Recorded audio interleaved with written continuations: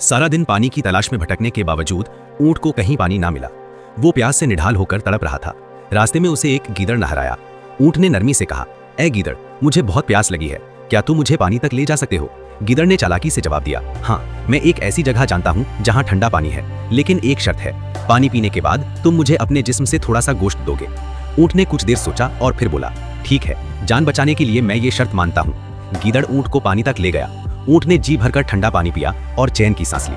अभी वो संभला ही था कि गीदड़ फौरन बोला, अब अपना वादा पूरा करो और मुझे गोश्त दो। ऊंट घबरा गया और सोचने लगा कि अब क्या करूं। इतने में वहां से एक दरवेश गुजर रहा था। उसने ऊंट की परेशानी की वजह पूछी तो ऊंट ने सारा किस्सा सुना दिया। दरवेश ने कुछ देर सोचकर गीदड़ से कहा, वादे के मुताबिक ऊंट को गोश्त देना होगा, मगर याद रखो, शर्त में खून का जिक्र नहीं था। ऊंट वही गोश्त देगा जिससे खून का एक कतरा भी बाहर ना निकले। अगर खून निकला तो वादा टूट जाएगा। ये सुनकर गीदड़ ने ऊंट को गौर से देखा, मगर कोई ऐसी जगह ना मिली जहां से गोश्त काटा जा सके और खून न निकले। वो शर्मिंदा होकर बोला, ठीक है, मैं अपनी शर्त वापस लेता हूँ।